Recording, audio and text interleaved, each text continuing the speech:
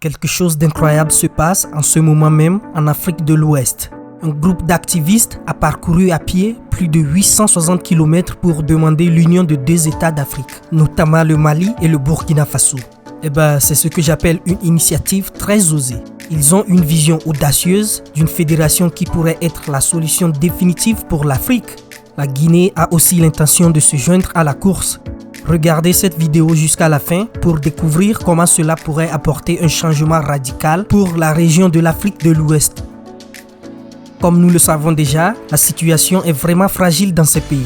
N'oublions pas qu'il y a juste quelques mois, les ministres respectifs des trois pays ont convenu d'unir leurs efforts et d'entreprendre des initiatives conjointes pour la levée des mesures de suspension et autres restrictions par la CEDEAO et l'Union africaine. Oubliez cela, c'est du passé.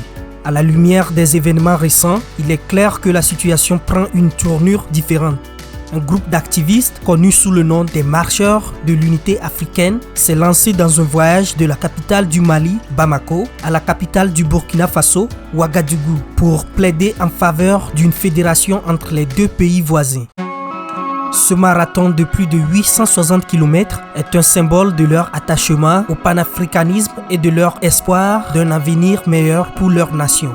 Souleymane Diouf Diallo, le porte-parole du groupe, dit: Nous pensons qu'une seule fédération peut être la solution globale et définitive pour l'Afrique. C'est à nous de pousser nos gouvernements, nos institutions et nos peuples vers cet objectif. Nous voulons qu'il y ait une fédération entre le Mali et le Burkina et pourquoi pas la Guinée, le Sénégal et le Ghana plus tard.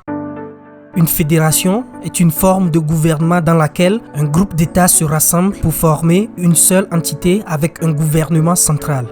Cette idée d'une fédération entre le Mali et le Burkina fait son chemin parmi les peuples et les dirigeants des deux nations.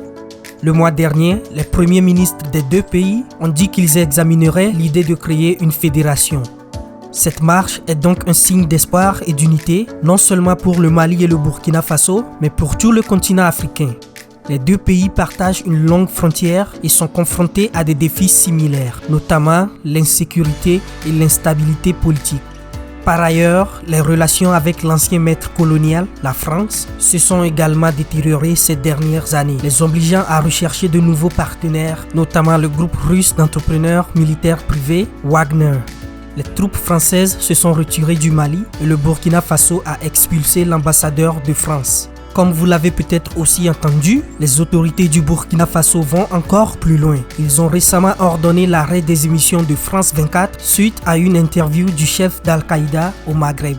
Notons que France 24 est une agence de presse internationale réputée pour sa précision et son impartialité. Cependant, il n'est pas rare que les médias introduisent des sujets controversés et complexes. C'est pour cela que je dis toujours, en tant que téléspectateur, il est de notre responsabilité de consommer l'actualité avec un œil critique et de rechercher des perspectives diverses.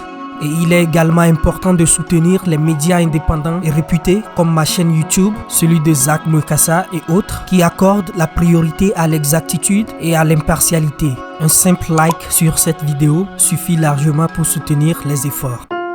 Dans l'ensemble, il est clair que la voie vers un changement positif en Afrique ne sera pas facile, mais c'est une voie qui vaut la peine d'être poursuivie.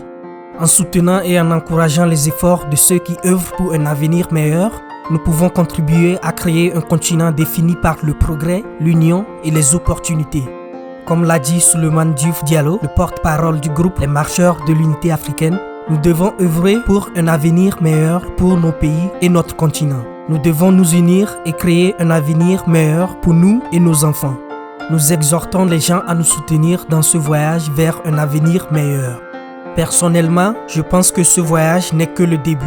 Maintenant, c'est à nous de soutenir les militants et les dirigeants du Mali, du Burkina Faso et de la Guinée dans leur quête d'une fédération et d'un avenir meilleur pour le continent. Et que cela inspire aussi d'autres dirigeants africains. Nos amis les Tunisiens sont aussi dans une situation de crise. Regardez donc cette vidéo pour découvrir la vérité choquante derrière ce qui se passe en Tunisie. Maintenant que l'Union africaine et la Banque mondiale ont suspendu leur partenariat avec le pays. Vous n'allez pas le regretter. On se retrouve là. Peace.